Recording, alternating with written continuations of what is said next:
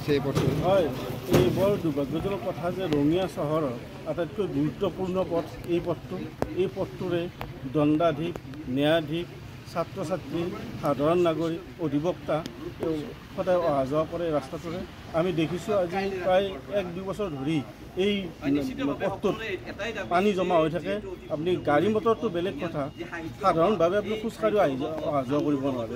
গতিকে তেনেস্থলত আমাৰ বৰ্তমান চৰকাৰখন বহু গুৰুত্ব দিছে ৰাজপথত মানে ঠিক কৰাৰ কাৰণে বহু গুৰুত্ব দিছে, কিন্তু এতিয়ালৈকে এই পথটো কি কাৰণে এনেকুৱা হৈ আছে সেইটো বৰ দুৰ্ভাগ্যজনক কথা। মই চৰকাৰটো এটা প্ৰশাসনক অতি সোনকালে কম দিনৰ ভিতৰত এই ৰাস্তাটোৰ পানীখিনি ওলাই যোৱাৰ ব্যৱস্থা কৰাৰ উপৰিও ৰাস্তাটো সম্পূৰ্ণৰূপে মেৰামতি কৰাৰ কাৰণে মই অনুৰোধ জনাইছোঁ।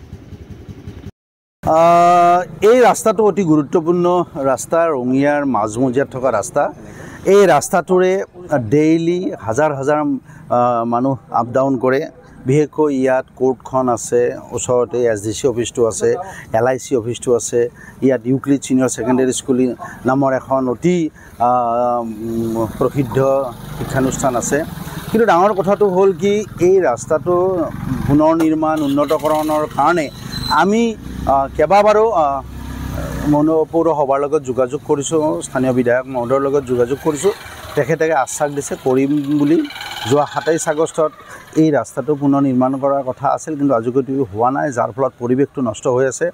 আৰু ইয়াত পানীৰ ডুঙা বান্ধি থাকে, বছৰটো 6 মাহে পানীৰ ডুঙা বান্ধি আছে, পানী ইয়াৰ পৰা নিষ্কাশন নহয়।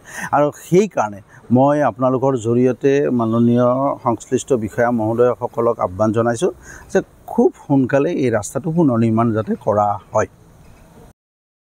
কথা হৈছে যে ৰঙিয়া চহৰৰ মাজমজিয়াৰ এইটো ৰাস্তা মানে বছৰৰ 12 মাহে পানীৰ তলত থাকে। ইয়াত স্কুল আছে, মণ্ডল অফিচ আছে, কোৰ্ট আছে, কিন্তু ৰাস্তাটোৰ অৱস্থা বেয়া।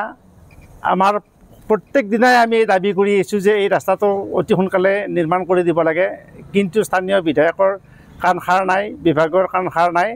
আমি অতি সোনকালে এই ৰাস্তাটো যাতায়াতৰ উপযোগী কৰি দিয়াৰ কাৰণে আমি আহ্বান জনালোঁ। অসুবিধা মানে ইয়াত আপোনাৰ মোৰ আজি এতিয়া মই 2য় বৰ্ষত পঢ়ি আছোঁ হাই ছেকেণ্ডেৰী, কিন্তু আজি এবছৰ মই ইয়াত পঢ়িলোঁ, কিন্তু এই পানী ইয়াৰ পৰা নাযায়। আপোনাৰ বৰষুণ নিদিলেও পানী, দিলেও পানী। যোৱাকালি এনেকুৱা হৈছে মানে মোৰ জোতা ভিজি গৈছে, তাৰ পৰা ভিজি যোৱাৰ ফলত মই আপোনাৰ কালি মই সুধা ভৰিৰে ক্লাছ কৰিছোঁ। মই জোতা মোজাই পিন্ধা নাই কালি।